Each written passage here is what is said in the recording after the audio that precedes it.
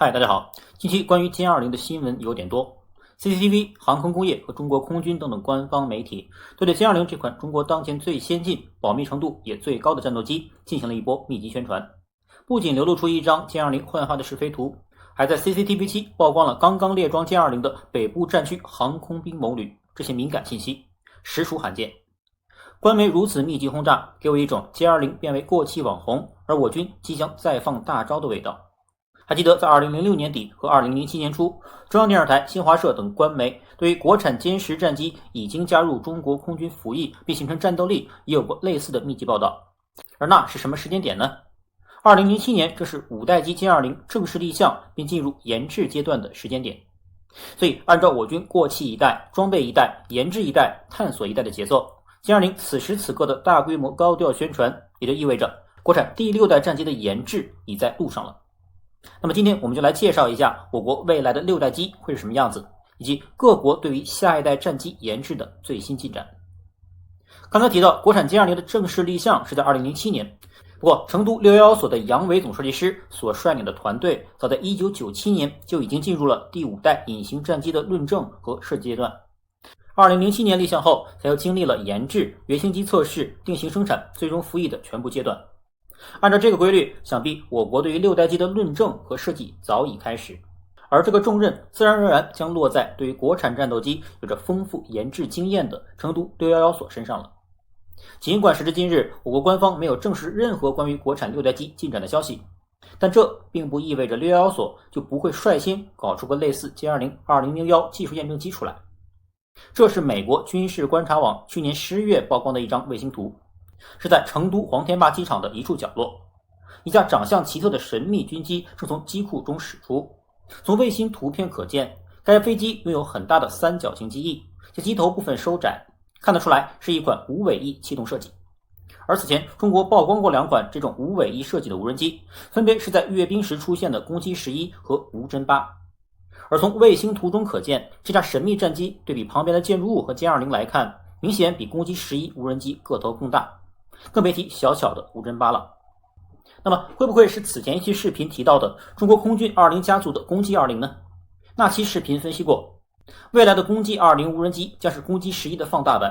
而攻击11由沈阳601所设计，到了攻击20完全没有必要再由成都611所来越俎代庖，所以这种可能性并不大。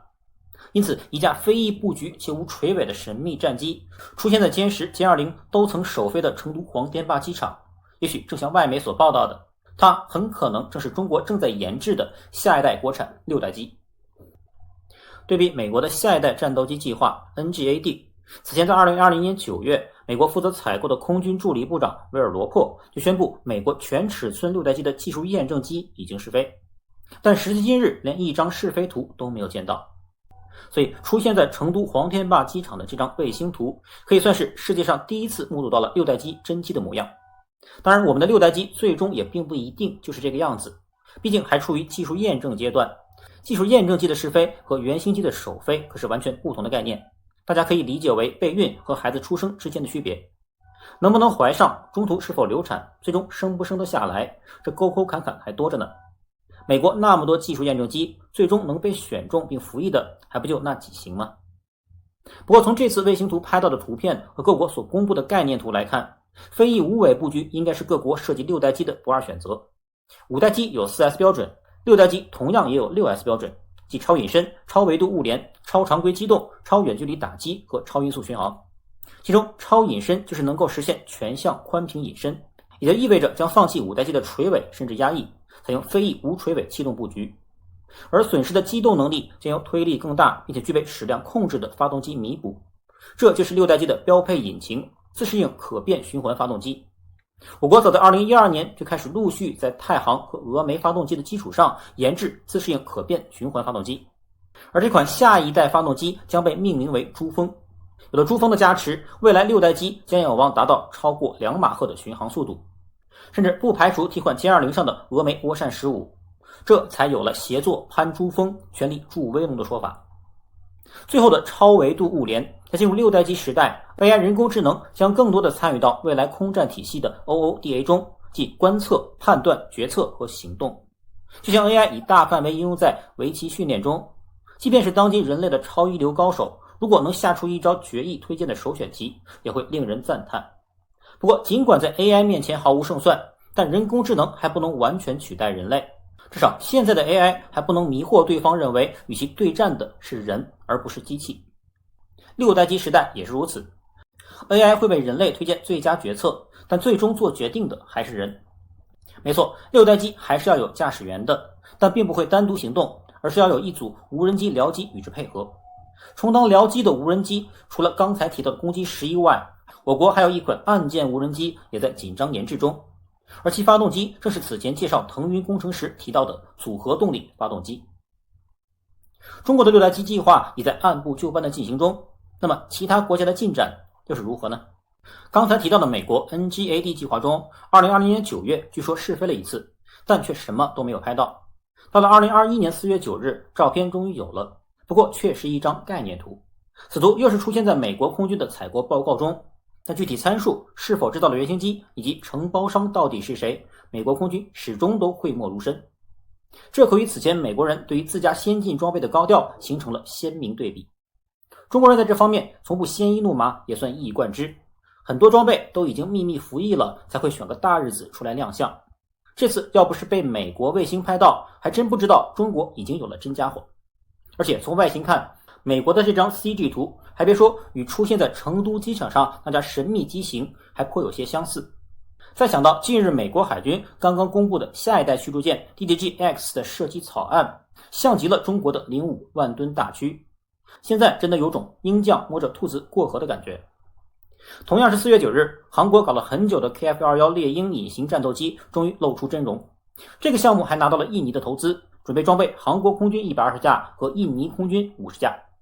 KF-21 外形上与美国的 F-22 高度相似，其设计也向五代机看齐，但由于自身设计能力不足，而美国又不倾囊相授的情况下， KF-21 被定位为准隐身五代战斗机，即 4.5 代。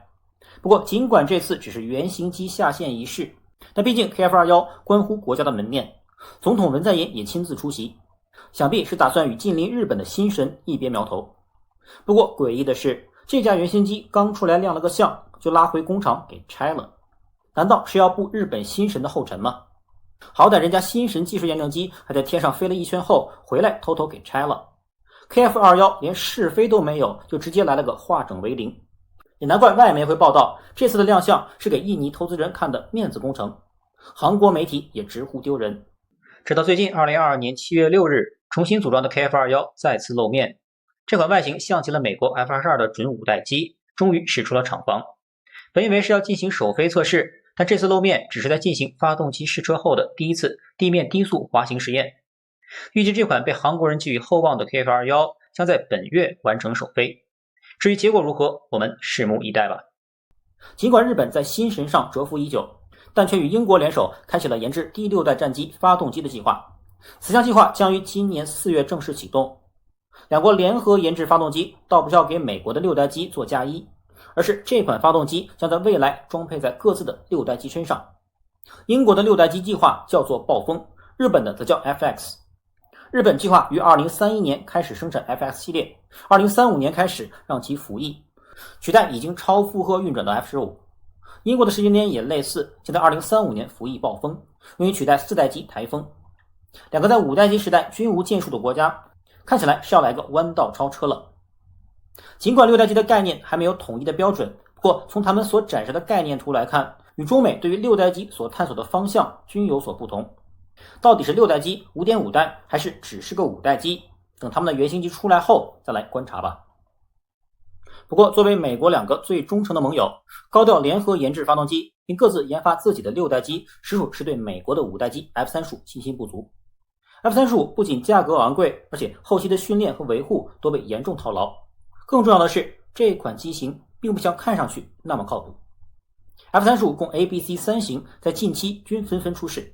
F-35A 在日本坠海，韩国舔地。F-35B 虽能垂直起降，却在英国伊丽莎白女王号航母上起飞时不慎坠海。